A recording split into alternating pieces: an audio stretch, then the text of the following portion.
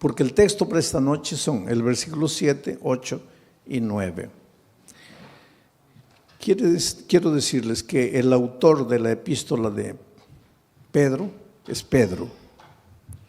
Algunos estudiosos de la Biblia no creen que Pedro fue el autor, porque Pedro habla de profunda teología profunda, pero era un simple pescador, un hombre tosco, pueblerino, yo diría un hombre casi ignorante. Y por eso es que muchos estudiosos de la Biblia dicen, ¿cómo es que un hombre así, sencillo, simple, sin mucha instrucción, un pescador inculto, cómo pudo haber escrito la epístola con un contenido teológico profundo? Es que la gente que a veces discute eso no conoce el poder transformador de Cristo. Yo conozco gente que aprendió a leer leyendo la Biblia y hoy día es gente culta, pero su primer paso fue la convivencia con Dios. Porque cuando Dios llega a tu vida no te transforma solo en la vida espiritual, te hace crecer intelectualmente, te hace crecer profesionalmente, te hace crecer en todas las áreas de la vida, inclusive financieramente.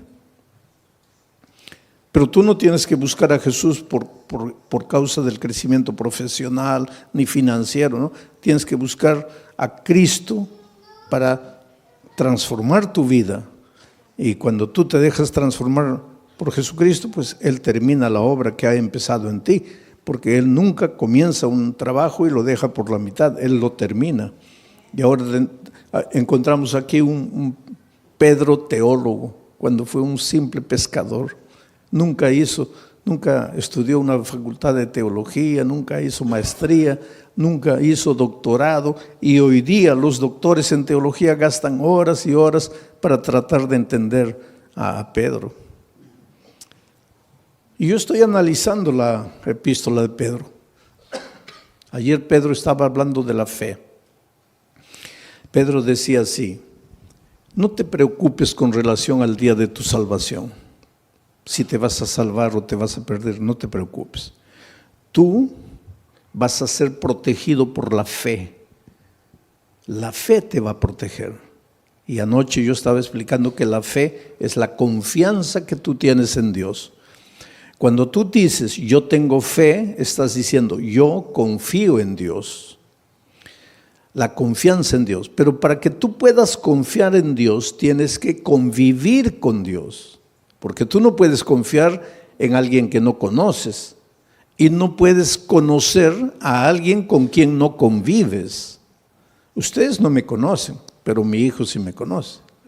Ustedes no me conocen, pero mi esposa sí me conoce. ¿Por qué? Porque ellos conviven conmigo. Ustedes no. Ustedes me ven una vez, pero eso no es conocer. No es porque me viste escuchar, predicar un sermón y ya conozco al pastor Bullón. Conoces mi cara, pero no conoces cómo reacciono yo delante de las dificultades, delante de los momentos difíciles. Pero los que conviven conmigo sí, porque para conocer a una persona hay que convivir. Entonces, para confiar en Dios tienes que convivir con Dios. Si no convives con Dios, no lo puedes conocer. Y si no lo conoces, no puedes confiar. Y si no confías, no tienes fe. Entonces, ¿qué fe te va a guardar para el día final?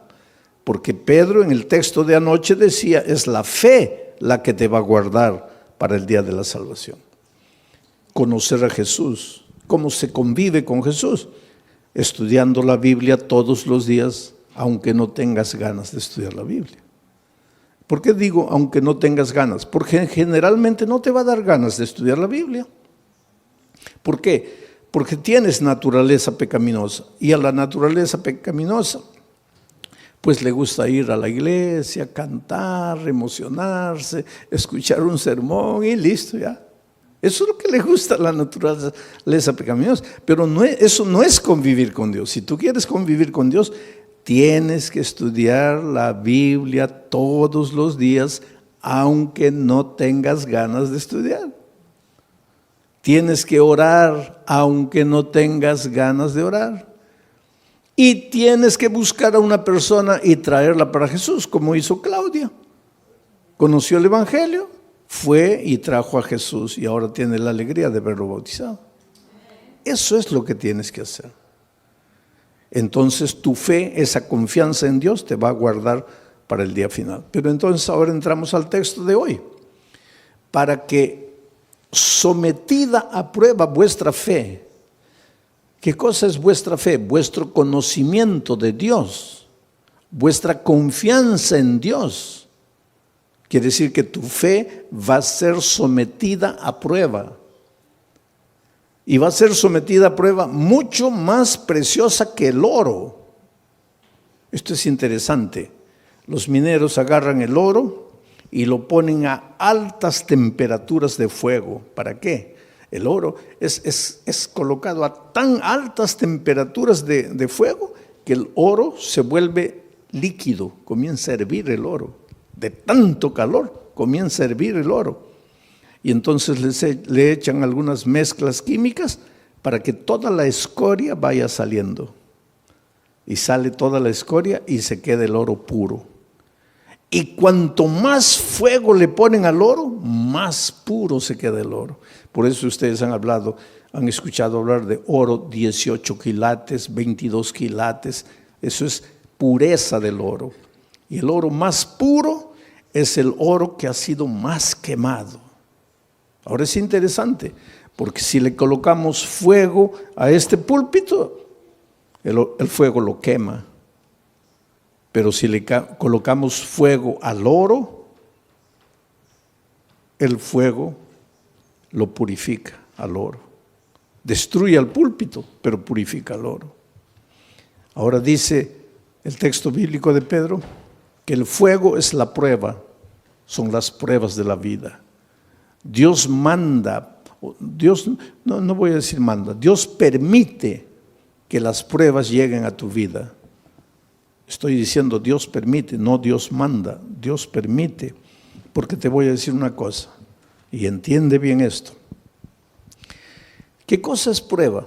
Todo lo que te hace sufrir, lo que te hace llorar, lo que te aflige, pérdida del empleo, tu hijo se enferma, tu mamá muere, tu esposo te abandona. Aflicciones, pruebas, todo eso, por favor, nunca digas Dios me está mandando la prueba, porque Dios no manda pruebas. Todo lo que te hace sufrir no viene de Dios, viene del diablo.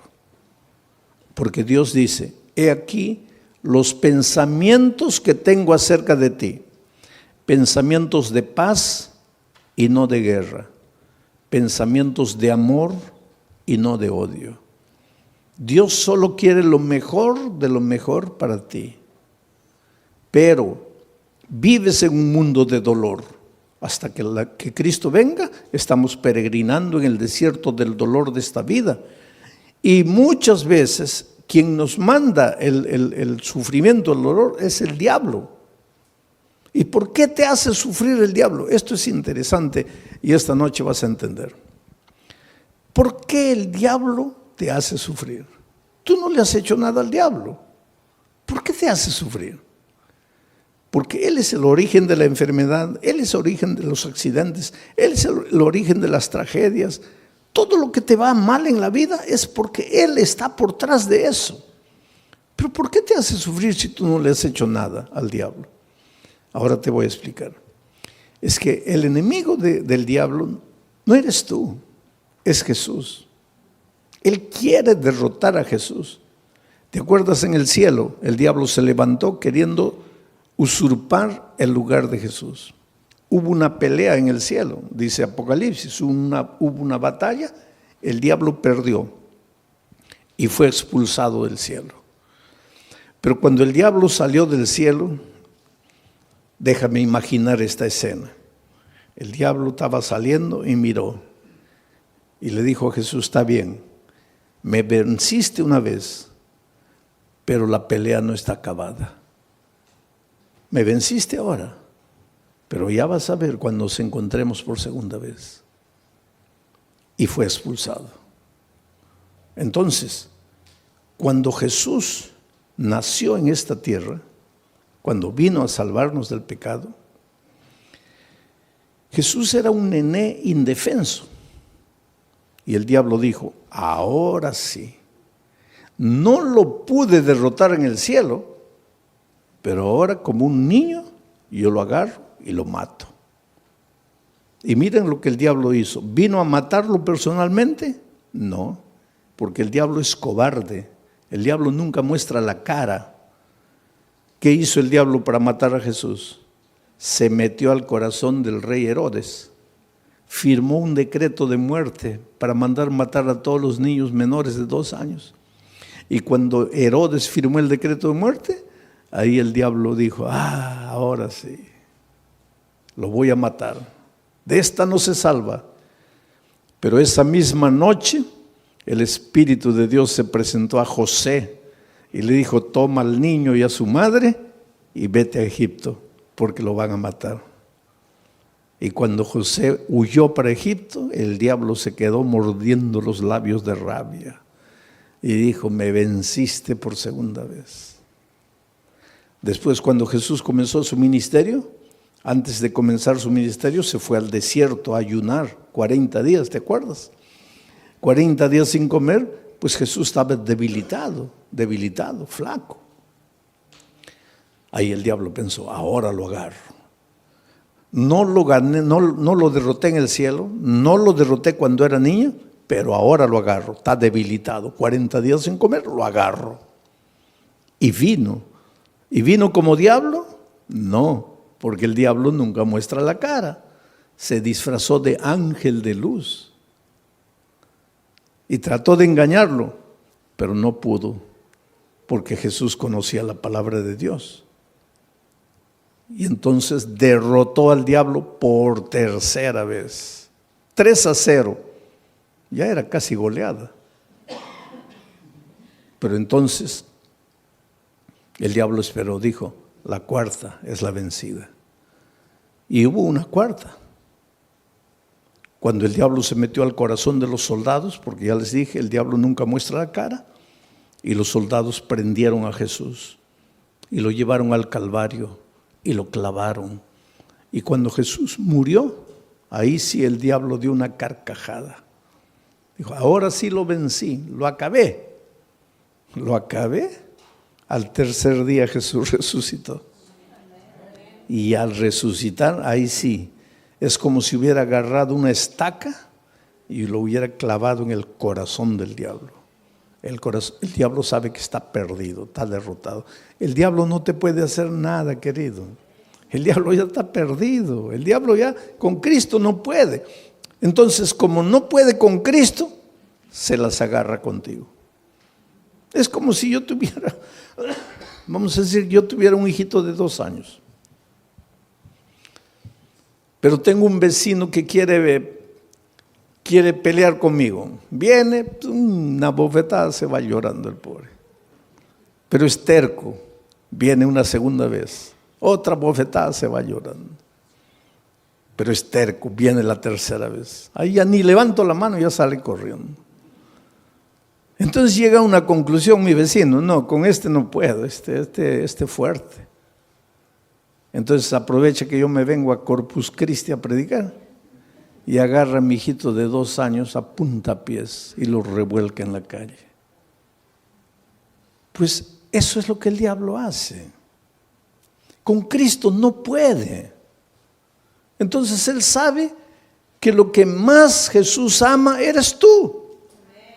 Y ya que no puede con Cristo, se las agarra contigo y te hace sufrir y te hace perder el empleo y hace que tu hijito nazca enfermo y esto y aquello. En realidad el diablo no tiene nada contra ti. Él te hace sufrir porque sabe que haciéndote sufrir a ti, está haciendo sufrir al Señor Jesucristo. Pero ahora viene Pedro y dice así, pero es que los sufrimientos que te llegan a la vida no te pueden destruir porque tú no eres madera, tú no eres plástico, tú eres oro. Y si el fuego de la prueba purifica el oro, mucho más el fuego del dolor, del sufrimiento, va a purificar tu fe. Quiere decir, cuando el dolor llegue a tu vida, tú lloras. Si tienes que llorar, llora. Pero no te separes de Jesús. Dile, Señor, yo no entiendo por qué estoy sufriendo. Y hay una cosa interesante. Cada vez que tú quieres andar en los caminos de Dios, cada vez que tú te propones ser más fiel a Dios, ahí más viene el diablo para destruirte. ¿Por qué? Porque esa es la pregunta que mucha gente hace.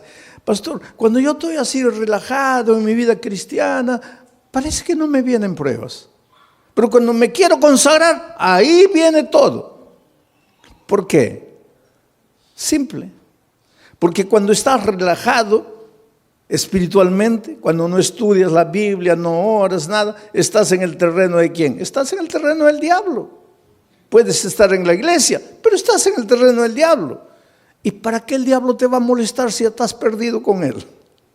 Ya pues te deja tranquilo. Pero cuando viene una semana de oración y tú te entiendes que tienes que reconsagrarte y comienzas a estudiar la Biblia, a estudiar la palabra de Dios, ahí el diablo se asusta. Porque ¿qué dice? No, este se me va a escapar, se me va a escapar. Entonces, para desanimarlo, le mando una prueba. Y la prueba, en lugar de purificarte como al oro, ¿qué hace contigo muchas veces? Te desanima. Es por eso que cuando la prueba es más fuerte, es más que tienes que agarrarte de Jesucristo y no desanimarte. En el Brasil yo estaba haciendo una campaña evangelística en un estadio, y una señora que no era adventista, no era cristiana, nada, nunca iba a ninguna iglesia, nada, pero era una buena mujer, sentimientos nobles. Hay mucha gente que no está en ninguna iglesia, no conoce la palabra de Dios, pero pues escucha la voz de Dios en su corazón y camina, anda bien.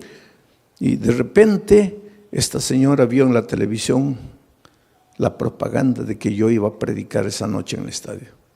Ahora, ese día era su cumpleaños. Y de mañanita el esposo entró al cuarto y le dice, mira hija, estoy sin mucho dinero, no he podido comprarte un buen regalo, pero te he comprado un regalito. Y le dio una cajita. Y ella abrió y era la llave de un carro. Y cuando salió al patio, ahí estaba el carro, un carro importado, último modelo. ¡Qué felicidad! Su cumpleaños. Primera felicidad, el esposo se acordó de su cumpleaños, porque hay muchos esposos que ni se acuerdan del cumpleaños del esposo. Segunda felicidad, le regaló. Tercera felicidad, no le regaló cualquier cosita, le regaló un carro último modelo. Entonces ella estaba tan feliz que cuando vio la propaganda de la predicación en el estadio, dijo, bueno, estoy tan feliz que me voy al estadio a agradecerle a Dios. Va a predicar ese pastor, voy a agradecer. Y se fue al estadio. Feliz de la vida, entró. En la hora del llamado se levantó, vino adelante, le entregó la vida a Jesucristo. Dijo, ay, qué día tan feliz. Hoy es mi cumpleaños, hoy mi esposo me regaló el carro, hoy me entregué a Jesús. No, este es el día más feliz de mi vida. Y cuando sale a agarrar su carro en la playa de estacionamiento, los ladrones se lo habían llevado. Ahí ella comienza a pensar, toda mi vida no quise saber nada de iglesia, no quise saber nada de Dios y nunca me robaron ni un alfiler. Y hoy que le entrego mi vida a Cristo me roban el carro. ¿Qué Dios es ese? Ahí está la astucia del diablo. Tú preocúpate cuando no vienen pruebas a tu vida, querido. Porque a veces no vienen pruebas a tu vida porque el diablo está tranquilo contigo. ¿Para qué te va a mandar pruebas? Pero atrévete a entregarte al Señor Jesús, a caminar en sus caminos, que ahí viene el diablo con todo para desanimarte. Ahora vamos al texto bíblico una vez más. Para que sometida a prueba vuestra fe, sí, porque tu fe tiene que ser sometida, porque una cosa es, sí, yo creo, yo creo, eso no es fe. Eso no es fe. Por eso es que el creer siempre viene acompañado del bautismo. El texto de Marcos 16 dice, el que creyere y fuere bautizado, este será salvo. El problema es el idioma, porque en español creer y ser bautizado son dos cosas. Pero es que Marcos no escribió ese versículo en español, porque Marcos no hablaba español. Marcos escribió ese versículo en griego, el idioma que él hablaba. Y en griego no son dos conceptos, el que creyere y fuere bautizado, no. Es un solo concepto, el que creyere siendo bautizado. O sea, en griego, creer no es solo mover la cabeza, no es solo teoría. El creer intelectual viene acompañado del creer práctico. Si tú crees, te bautizas. Si no te bautizas, es porque tu creer se quedó en la teoría. Y ese creer teórico no te salva. Te voy a hacer pensar un poco. El otro día una señora me preguntó, pastor, ¿el diablo es ateo? A ver, ¿qué piensan ustedes? ¿El diablo es ateo? No, el diablo no es ateo, querido. Y Santiago explica eso. Dice, ¿tú crees en Dios? Haces bien. Pero el diablo también cree.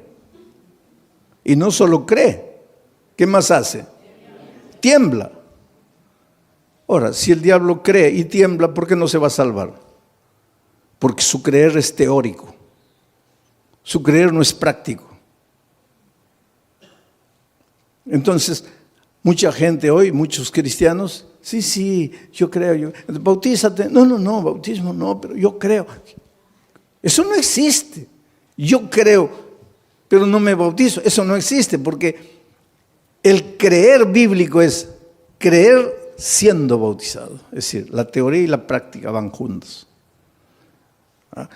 Y tu fe cuando es práctica, tiene que ser probada. Tiene que ser probada. Porque el sufrimiento es como el dolor. Si tú comienzas a levantar pesas, comienza a doler. Levantas 10, ya pesa. Y comienza a doler. Al día siguiente 15, duele. Al otro día 20, duele, pero después te agarran aquí, pura piedra. Así es la fe. Cuanto más te duele, cuanto más dolor viene, cuanto más sufrimiento, tu fe más fuerte, más fuerte, más fuerte. Es por eso que en medio del dolor tienes que agradecer a Dios, porque Él sabe. Él no te manda el dolor, pero Él aprovecha el dolor que el diablo te manda para fortalecer tu fe. Para que sometida a prueba vuestra fe, mucho más preciosa que el oro, el cual, aunque perecedero, se prueba con fuego. El oro que perece, que es de esta tierra, se prueba con fuego. Entonces, si el oro se prueba con fuego, la fe, que vale mucho más, ¿cómo no se va a probar con fuego? Claro que tiene que venir el fuego del dolor. Para que sometida a prueba vuestra fe, mucho más preciosa que el oro, el cual, aunque perecedero, se prueba con fuego, para que entonces vuestra fe sea hallada en alabanza, gloria y honra. Quiere decir que tu fe es bombardeada por el diablo. Te arranca lágrimas, te hace sufrir.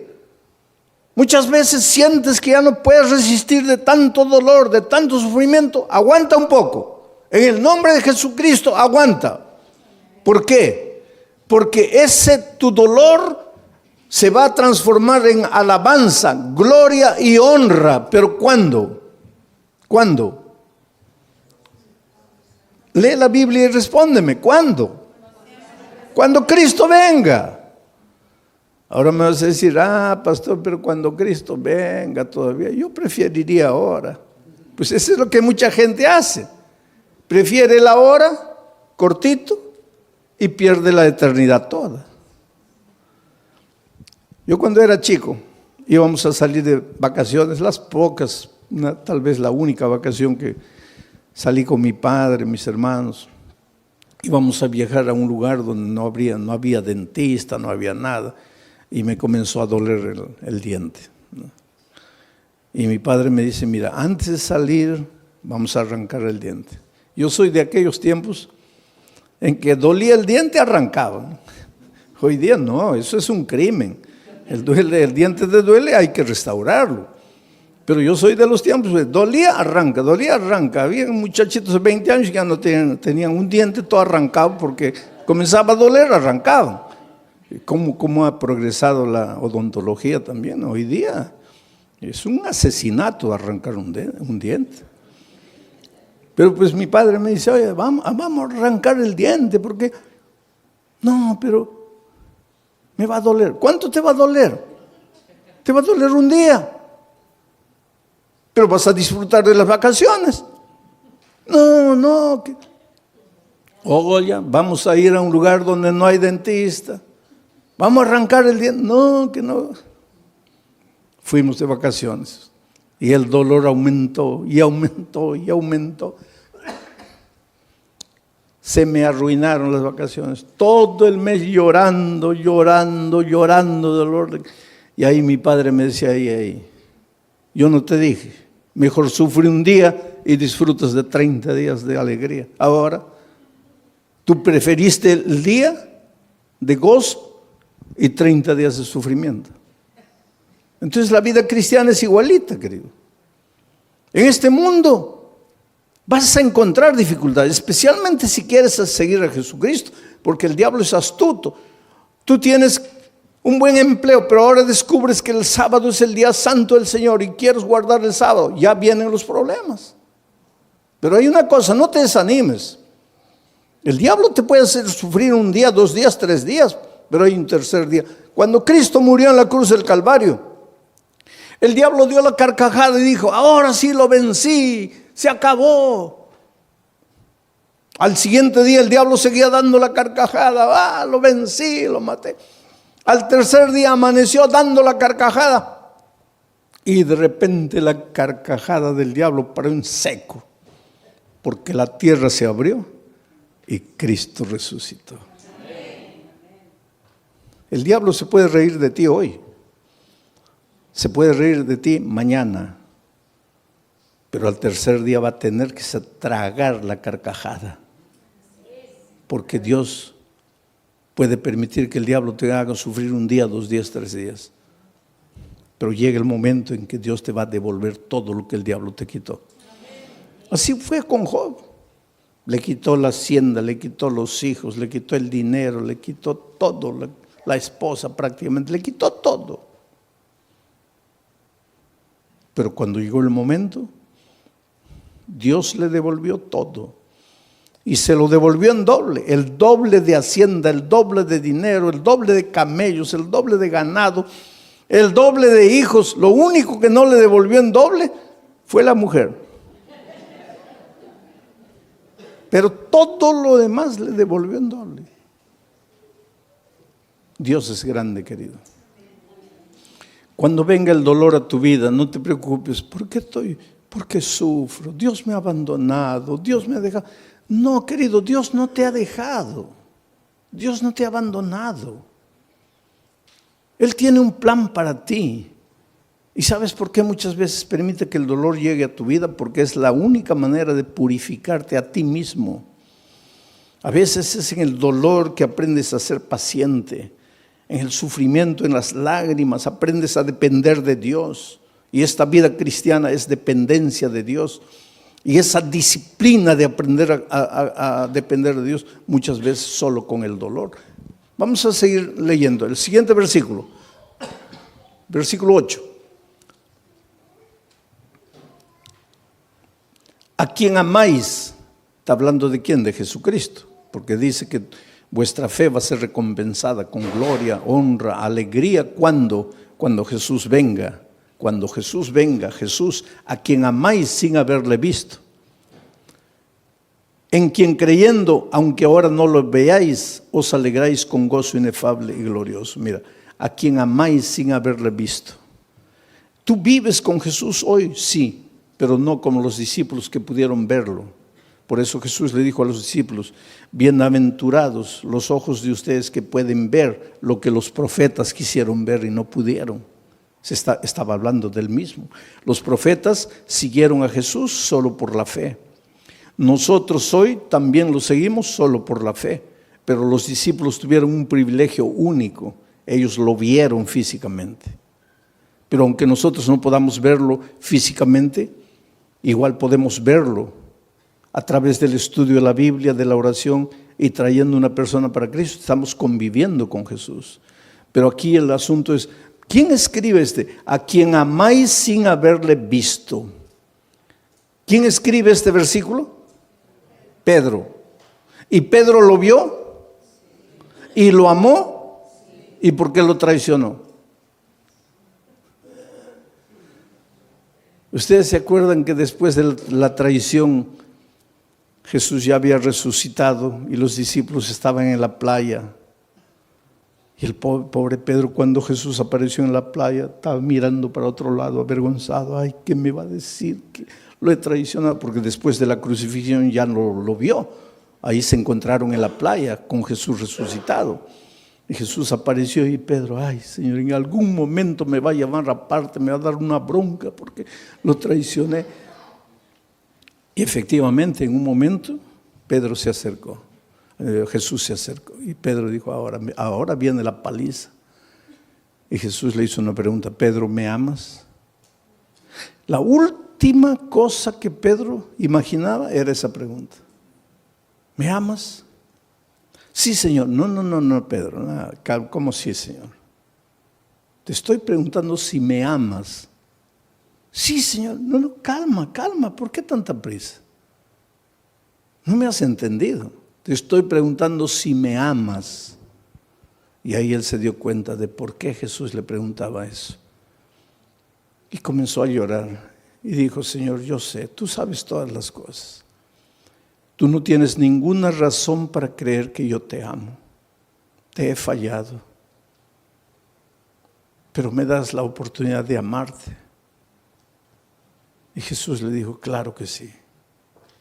Y todavía te voy a confiar una misión: predicar el Evangelio.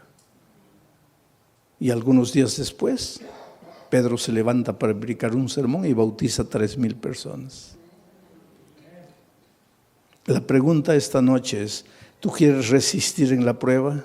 Cuando el dolor venga, ¿no quieres traicionar al Maestro? Entonces la pregunta es: ¿tú amas al Señor Jesús? Porque Pedro después de haber pasado todo eso dice: a quien amáis sin haberle visto. ¿Por qué dice a quien amáis sin haberle visto? Porque él sí lo había visto. En quien creyendo, aunque ahora no le veáis, os alegráis con gozo inefable y glorioso. Lo que Pedro está diciendo es: tú, aunque no lo veas físicamente, lo puedes amar.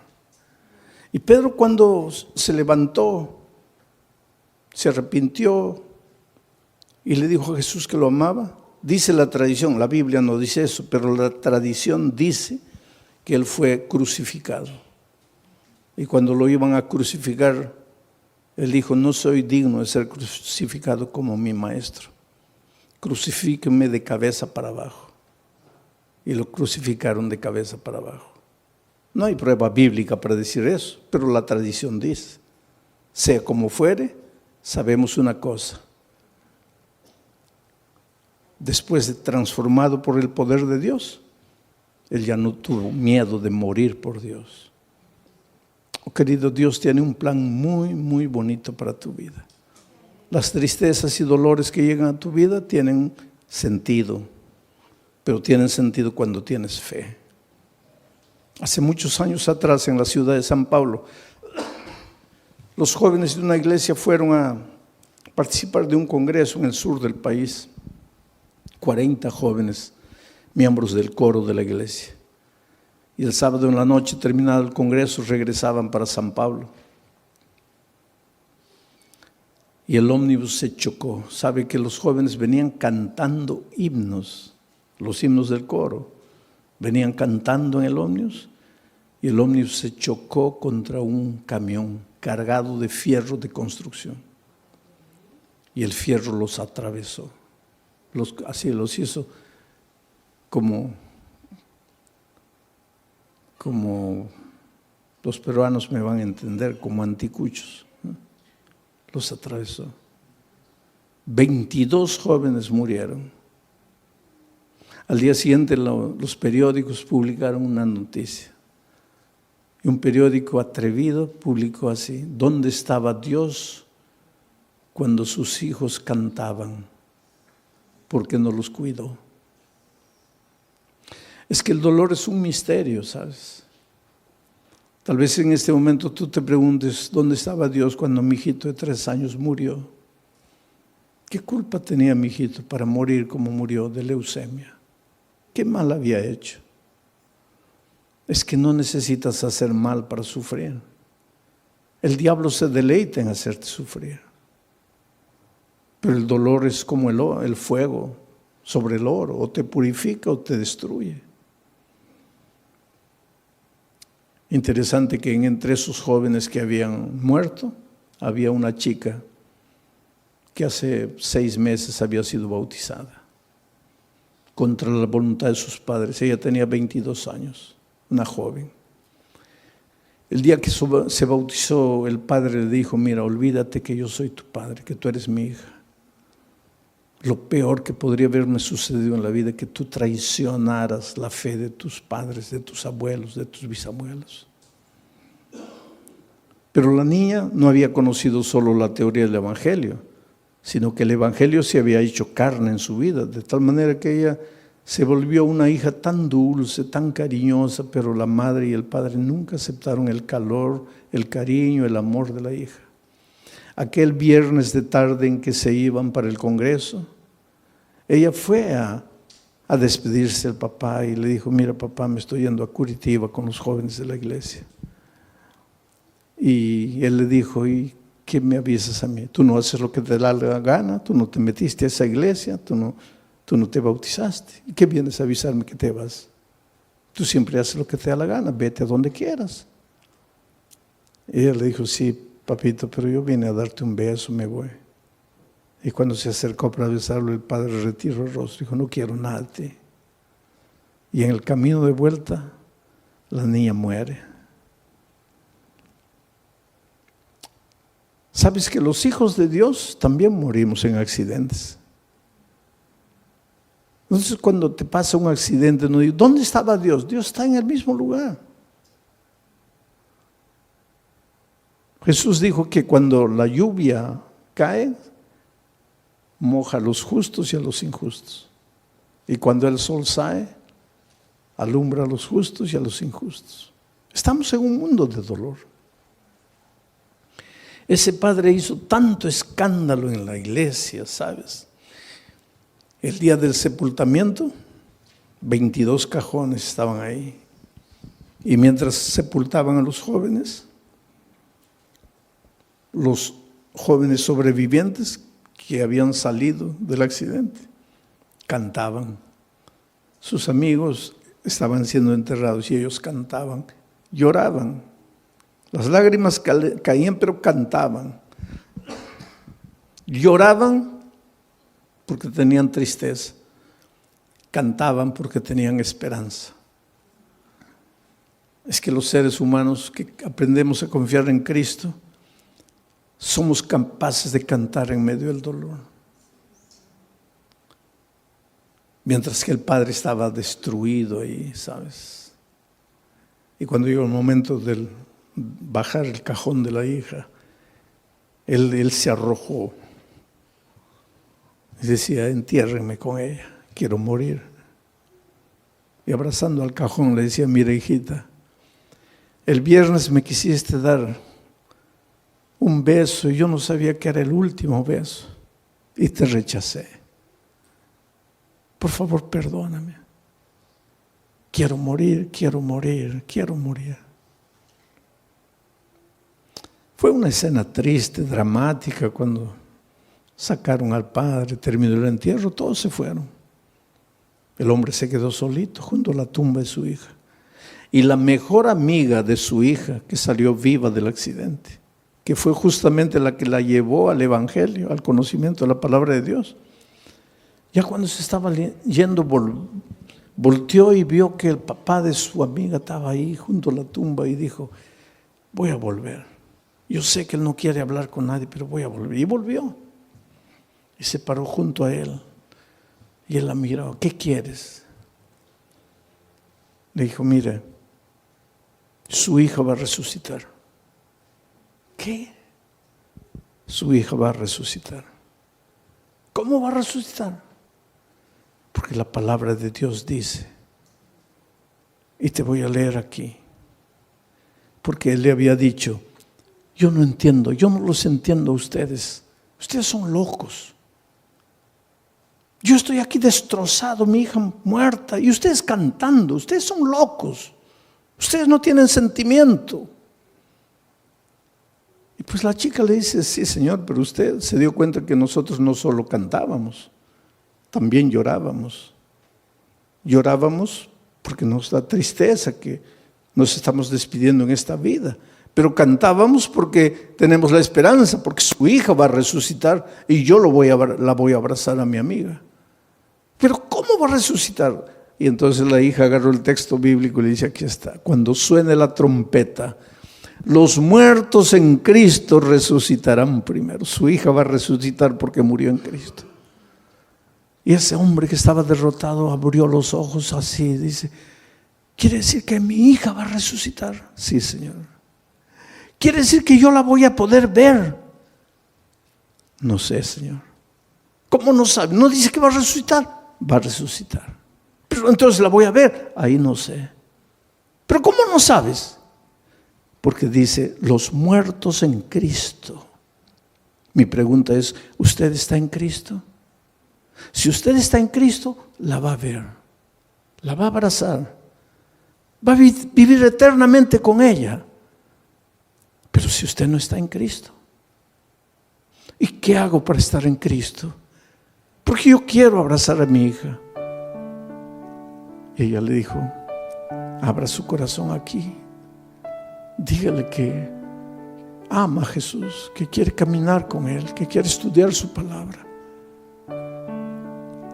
Y tú sabes que ese hombre se bautizó, la esposa se bautizó, los hijos se bautizaron.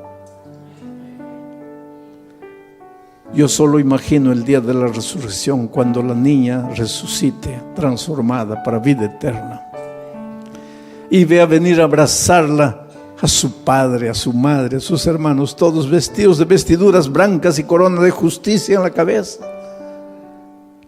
Y la hija diga, ustedes que me persiguieron, que me maltrataron por causa de la fe, ustedes están.